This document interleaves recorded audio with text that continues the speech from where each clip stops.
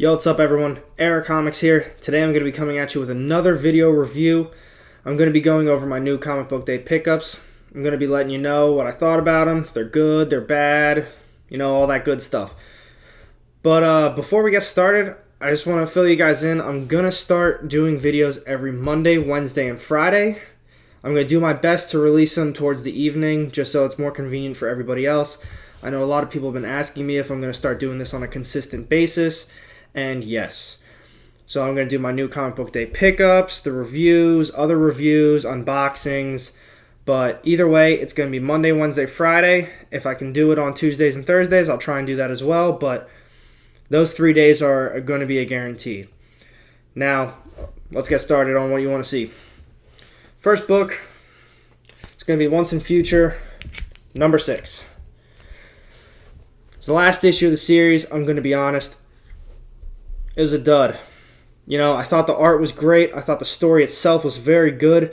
But I just thought it was told... I didn't think it was told very well. I thought it could have been done better. Honestly, I think it should have had at least 2 more issues. If it had a couple more issues, I think the story could have been told more clearer, and it wouldn't have seemed as rushed. But, sometimes that happens. They only are slotted for a few issues. They did the best they could.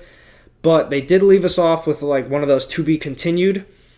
So I might give the next one a shot because, like I said, I thought the art was great and the story had awesome potential.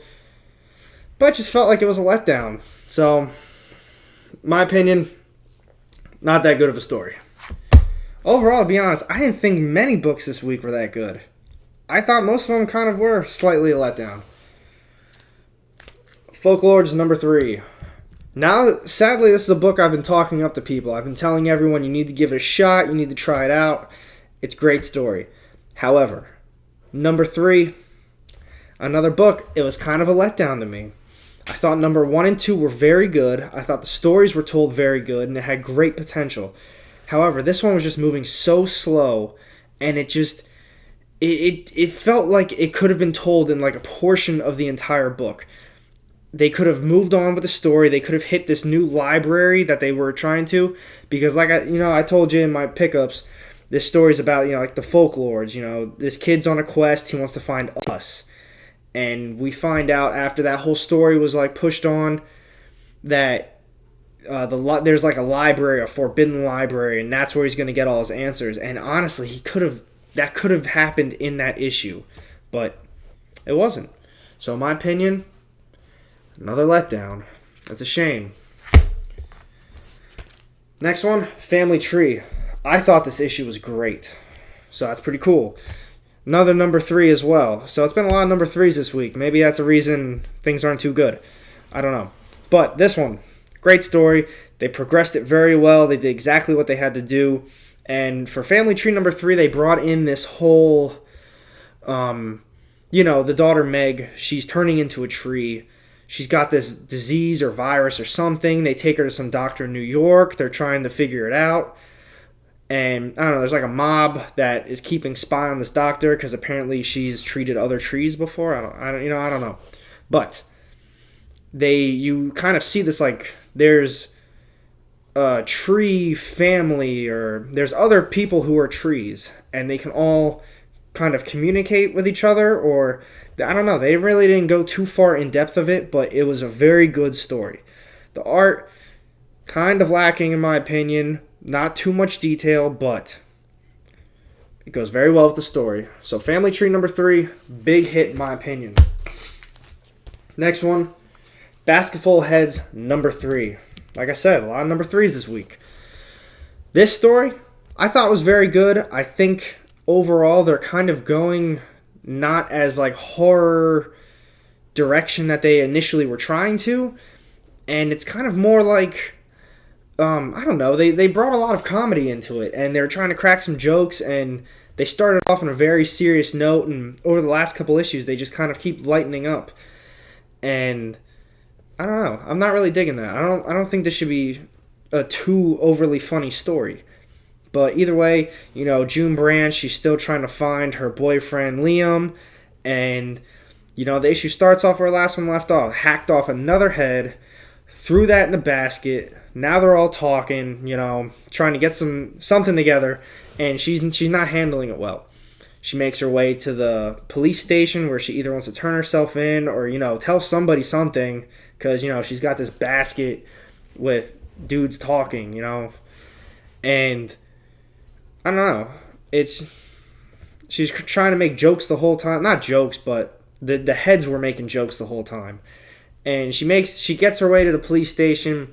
She sees the police chief's son, Hank, and I don't know. He turns out he's corrupt. The whole police station's corrupt, and they lock her in a prison cell, and it's where they kind of leave us off. You find out that they're all together. They're all in on it together, and I don't know where the story's going anymore. I'm not saying it was a letdown, but I'm just not saying I'm not enjoying it as much as I used to be. I'm still going to continue on with it. Don't get it twisted, because I liked it a lot, but it's just not as good as it was in the beginning.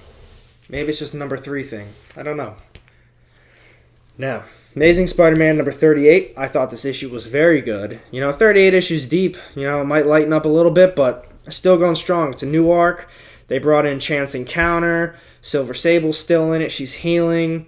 And, J. Jonah Jameson, he's got his new job lined up. He's, I don't remember what it's called. But, it's like a new news station. And it's all new kids. It's all younger generation. And he's not having it at all. He does not like it. And Spider-Man, he ends up, they're showing him on the big screen. He's robbing a bank. And, he rushes to the scene. He's like, oh, you know what? Like, Spidey's now my dude. I'm not going to let this fly. And, that's kind of where the issue was. So while he's trying to get the scoop as to why Spider-Man's robbing this bank, Chance Encounter's got some new illegal gambling casino up in the sky, and they're like taking bids on superheroes, like the over-under, like will this fight last this long? Is he gonna win? Stuff like that. It's pretty cool. I really enjoyed it. The only thing that I did not like, and this maybe is my opinion, is that they brought Kindred in and they brought that dude back from hell, and now it was not even mentioned. It was not even shown. It was nothing. And I'm going to be honest, I really want to see what Kindred is all about, and I want to see that story. I don't know how many issues Spencer is going with this, but I want to see more Kindred. But like I said, I really like this issue, and I like what this new arc is all about, but they just need to throw Kindred in it a little bit more, and I'll be really happy. Moving on, we have Guardians of the Galaxy number 1. Nice new Al Ewing. He did Immortal Hulk. I really liked what I've read so far from that. This, I also kind of really liked. I think some people may have liked it more than I will. But, so the issue starts off with, they're kind of like catching up, the new Guardians of the Galaxy. In case you're wondering, it's not the ones you see in the movie. It's not like the usual crew. It's the new ones from the other runs. And they reference a lot of stories, especially that new Annihilation Scourge, which I also haven't read. So for me, I really didn't get a lot of the references. I didn't get a lot of the events they talked about because I haven't read any of it. So I was kind of a little lost, but then about 1/3, closer to halfway through the issue, they bring up like what the actual thing is going to be about. And I do think it's going to be good. I'm going to give it another chance. So it's like the gods have reawoken or something like that, and they're pissed. They're not happy. They don't like the way the universe is, and they're destroying everything. They're killing everybody. They're taking over worlds. They're killing it. And, then the Guardians are like, oh, we got to stop it. We got to do this. But it was a good story. I'm going to give it another shot, like I said. I think some other people that followed the Guardians a lot closer than I did are going to like it a lot more. But I didn't. So, overall, I'm going to give it another shot. I think it was a good story. I think Al Ewing's going to do a great job with it. The artwork was also very good with it. But, like I said, I didn't get a lot of the references, so that's my fault. And last up, my favorite book of the week, Blob of Venom, Good Son. Now, before I get started on it, I know I talked about a lot of issues for this last week, and I talked about how I thought the past issues were good, and I think they're going to get better. So basically, I thought most of these issues, besides like two of them, were very good just based on potential, which is kind of like, I don't know, annoying to hear, but I'm going to continue on with that. This issue, I thought it was very good because of the potential they created. The artwork was fantastic, and what they're doing with Dylan and Normie, I think that is great too. The story itself for this issue, it was okay. I know a lot of people have been really hyping it up. However, I'm not going to hype it up that much. But where they're going with it, I think it could be very big. So they finally kind of like released what Dylan is capable of, what Normie might be capable of, and it was so cool. So we got to see Dylan actually has these powers where he thinks, maybe he can, but he thinks he can control symbiotes. And he's kept a little piece of Norman Osborn's symbiote from that tie-in, the Absolute Carnage tie-in. And he's got like this little glass jar. He lets it run around and he can control it, tell it to come back, whatever. They go through the whole issue. You kind of see Dylan's demeanor change. He gets a little bit nastier. He gets meaner. And you can tell because it's still part of Carnage. And Noel is actually talking to him in like the back of his mind. But he thinks he's still in control of everything, but he's actually not. And you see towards the end of the issue then, Dylan lets the symbiote kind of latch on to him. And that's when you see him really go downhill. Even Normie's like, I'm not going to be friends with you anymore. I'm not enjoying this. Like, this has got to stop. And I think for that reason, this is definitely my favorite issue because now they've shown Dylan's powers and they've shown what he's capable of. And now he's got this symbiote, this Carnage symbiote kind of attached to him. And then while in Venom, you've got Eddie trying to, finish off Carnage. So for those reasons, I think that's my favorite book. I really enjoyed it, and I cannot wait to see where they go with it. Very excited. Overall, I thought most of these issues were pretty good too. I was really excited for all of it, even though a couple of them were a little bit of letdowns, but, not everything's a winner. Sometimes you have an off issue. So I'm still going to continue on with all of them, and I'm excited to see where most of these stories go. Spider-Man, Basketball Heads, Folklords is going to catch back up.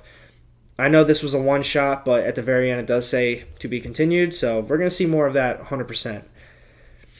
So I hope you really enjoyed this video. I love making them for you guys. I hope I hit all the strong points that you need to hear to make a judgment for yourself if you're going to watch or read it or not. So, like I also said in the beginning of the video, I'm going to start making these every Monday, Wednesday, and Friday. And I hope you enjoyed it. Don't forget to like, comment, subscribe. I love talking about this stuff with you guys. And feel free to comment. Let me know what you think. And on that note, have a good night.